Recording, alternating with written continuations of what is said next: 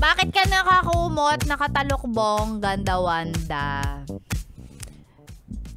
May sakit ka ba? Susumbong kita sa HR. Susumbong agad. Ayan parang may sakit. Good morning. Ay, talaga naman, grabe. Morning, boys. Ay. Okay lang, hayaan mo na ganda Wanda. Pagtiisan mo na konting araw na lang na nasa umaga ka. Ay! Oh my God! Ay! Ito na nga, nagpa-practice na ako magpuyat eh. Ay! Nagpa-practice ka na magpuyat. Ano ba Di yan? pa ako nakaka-move on kasi sa Sunday. Oo, diba? Alam ko naman, lahat naman tayo. Hindi, iba talaga. Uwi na tayo? Hindi ko alam kung parang sinimulan ko kasi ang January nang nagpuyat ako. O, di tingnan mo. Di sakto. O, di sakto. Yung pala yun. Yun Salamat Oo. Unconsciously, pinrepair mo yung sarili mo for it. Yes. Puyat pa more. And kung makikita nyo po nakatalukbong si Ganda Wanda sa ating stream, yesthebest.com.ph. Ayan, dumikit ka doon sa tabla sa likod mo. Ayan, para hindi ka makita. Ayan, diba? Hindi mo na makita si Ganda Wanda.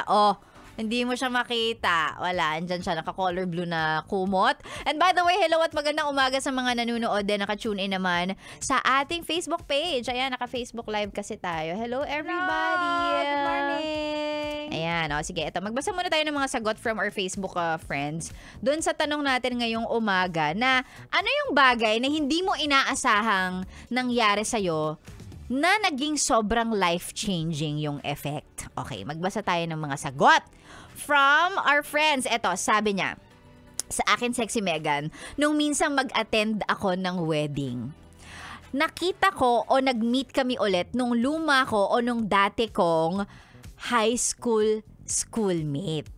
Doon kami nag-start magkaroon ng communication ulit and now, married na kami for 3 years. Dapat talaga nag-attend ng mga kasal-kasal, no?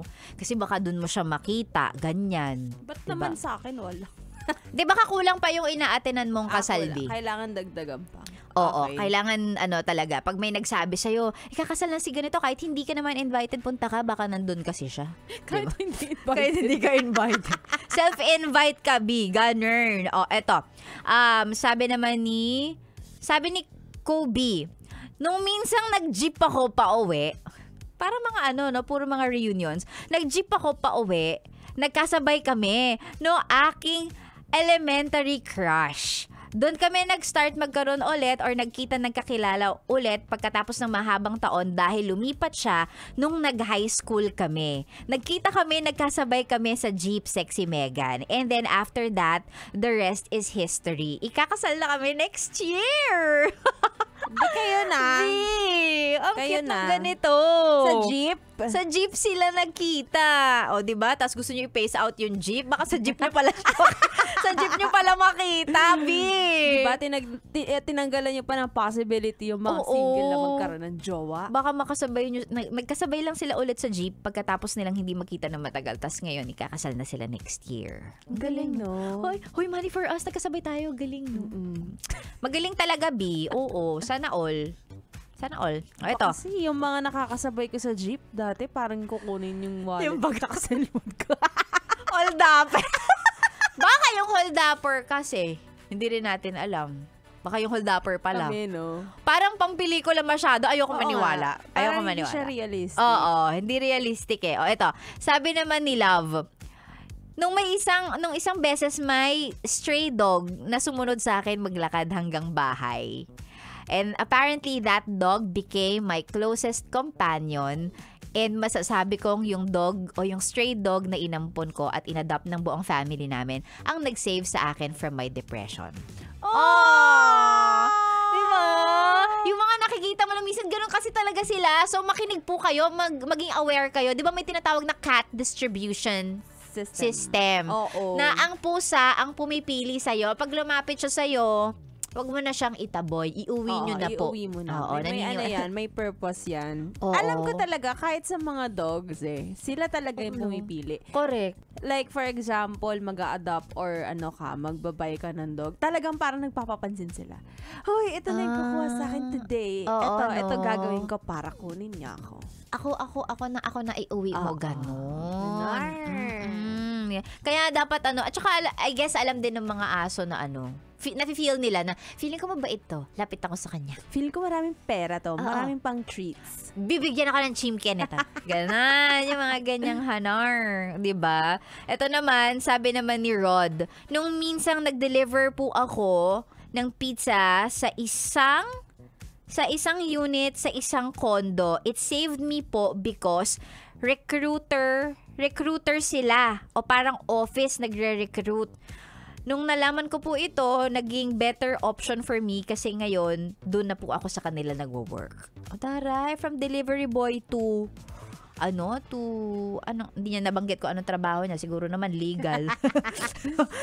Sinabi niya lang recruit. Bakit ganun pag sinasabing ay recruiter yan? Parang negative. Diba? Oh. Recruiter yan. Recruiter ng Ako mukhang recruiter ngayon. Yang Ay, di mukha ako na-recruit, tapos nahuli. Na human trafficking. Oo, mukha akong ayan Yung mga nabudol, di ba? Tapos yung nahuli sa raid, sa bypass operation. Ayaw magpakita ng face. Oo, hindi po.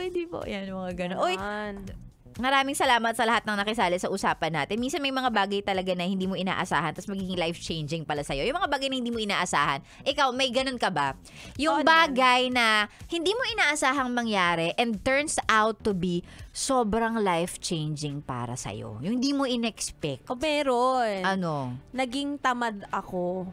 Sexy Megan. Tapos? Ito yung kwento niya. Naging tamad ako pagkatapos kong graduate. Hindi ako agad nag-apply ng trabaho. Tapos? Parang nagpahinga ako. Hindi kasi uso yun, di ba? Oo. Pero meron sila tinatawag PMA, pahinga muna anak. Ay, walang ganun sa amin. Oo. Diba? Hindi ka mag-work.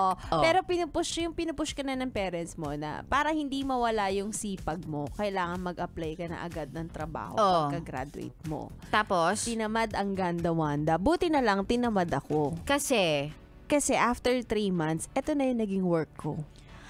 Buti hindi ka nag-apply sa iba. Oo, ganon. Buti pala. Oo. So, minsan yung katamaran, may purpose po yan. Oo, totoo yan. Wag lang siguro yung prolonged. Pag mga 3 years, 5 years, tamad iba ka pa na yan. rin. Oo, wag yun. Wag ganong klase ng katamaran. Yung tamang tamad lang, di ba? Para sumakto dumating doon sa opportunity. Totoo. Kasi ang daming job opening. Ang dami ko nakikitang pwedeng applyan. Pero parang ako, pagod ka. Tinatamad ako. Parang hindi ka para sa akin. Diba? So, adios. Tapos nung nalaman mo na may audition dito. Eto na. Ayun na nga. I push. Laban Sinipag ka na ako agad. Tsaka intern ka dito, di ba? Oo. Nag-intern ka kasi dito. Di ba? Di familiar ka na. Oo, kaya ganon. Diba? Yung mga ganon, yung mga hindi nyo ine-expect na, hindi, sige, muna ako. Tapos biglang, eto na yun. Di ba? Yan, darating din po yung mga ganyang bagay. Minsan, wag ka rin matakot, wag ka matakot lumihis dun sa mga usual routine mo. Kasi meron pwedeng mangyari sa'yo na, ang galing, ganito, 'di ba? Yung lumihis ka ng nag-jeep ka, hindi ka nag-tren pa uwi, 'di ba? Umattend ka lang sa ganito, biglang doon mo pala siya nakilala. Ako nag-audition lang ako without knowing na magiging DJ pala ako. So 'di ba, minsan may mga ganon na magiging sobrang life-changing sa inyo. So Huwag niyong pigilan ng mga bagay-bagay. Hayaan niyong mangyari ang mga bagay-bagay. Oo. At saka tawag doon, grab every opportunity din na meron. Yes. Diba? Na parang, sige na nga, punta na lang ako. Sige nga, gawin ko na lang to kasi hindi mo alam kung ano magiging effect. Yan. Yes. Diba? Tinan mo, ang ganda-wanda nyo po na mukhang refugee. Uy, mukha naman akong baby. Baby, naka-eyeglasses. Naka-sunnies. Ayan, si Ganda Wanda na mukhang na-rescue. Mula sa lumubog na bangka. Ang susunod na ninyo pong kasama hanggang mamayang tanghali. Ayan, siya na po ang susunod. Mga huling araw na makakasama nyo siya ng ganito kaaga. Ayan, susunod na po siya. And of course, ako naman magbabalik ulit bukas. Huwag kayong mag-alala, 6:00 hanggang 9:00 po ulit. By the way, maraming salamat sa lahat ng nanonood sa ating Facebook Live sa Yes The Best Manila Facebook page. I'll see you guys again tomorrow. Same time, same station. Dito lang sa stasyon na merong mga young and fresh na DJ. Ito po ang 101.1 Yes The Best. Ay, may pag ganun talaga. Saktong-sakto sa susunod na kanta. Mahinahon lang.